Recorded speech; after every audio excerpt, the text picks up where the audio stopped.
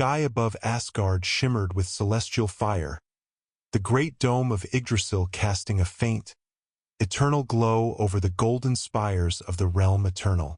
The Bifrost, the legendary rainbow bridge, extended from its grand citadel, illuminating the cosmic expanse with streaks of divine energy. At the heart of this glorious empire stood Thor, son of Odin, now supreme leader of the Asgard Armada. He was no longer just the god of thunder. He was the protector of all realms, the commander of fleets that patrolled the stars, and the undisputed ruler of Asgard's military might.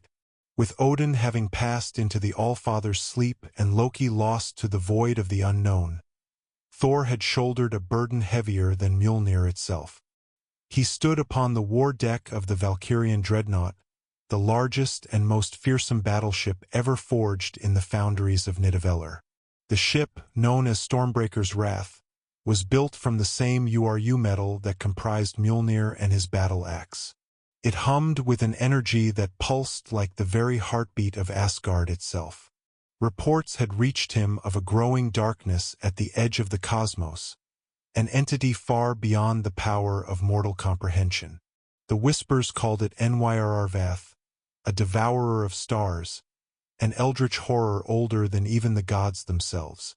It had already consumed the outlying realms of the Andromar system, leaving nothing but silent husks where vibrant civilizations had once thrived. Thor, clad in his celestial battle armor, a suit laced with arcane sigils of protection and destruction, turned to his most trusted generals. Lady Sif, as fierce as ever, stood to his right, her blade gleaming in the ethereal glow of the command chamber. To his left, Volstagg, now leaner and hardened by years of war, surveyed the holographic projections of the fallen worlds with grim determination. "We must move swiftly," Thor declared, his voice a thunderclap that reverberated through the room. "If Njrarvath is allowed to spread its corruption further, the 9 realms will fall, and all we have fought for will be lost." The Armada assembled in the void beyond Asgard, a fleet unlike any the universe had seen. Each warship bore the insignia of the Thunderer, the sigil of Mjolnir etched into their hulls. They were powered not by mere technology but by the raw force of the cosmic storm, an energy that only Thor himself could command. The legions of Asgardian warriors, Einherjar, and battle-trained Valkyries stood ready, their weapons charged with the very essence of the Bifrost. The journey through the cosmic expanse was swift, the Asgardian fleet traversing the realms faster than light itself.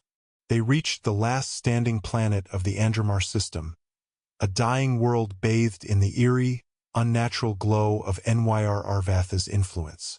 The sky was choked with black tendrils of void energy, stretching across space like the fingers of a cosmic deity, siphoning the life from the planet below. Thor descended first, landing upon the crumbling ground with a force that sent shockwaves through the decayed terrain. The air was thick with the scent of death, the ground littered with the ashen remains of the fallen. From the darkness emerged creatures that defied logic, twisted abominations, neither dead nor alive, their bodies shifting between dimensions with grotesque fluidity.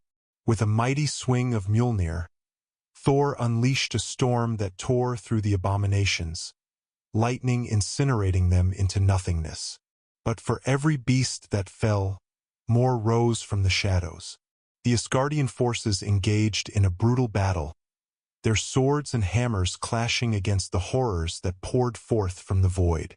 Then the darkness spoke, a voice that echoed across the battlefield, reverberating within the very souls of the warriors. It was not spoken in words but in thoughts, raw and unfiltered, bypassing all defenses.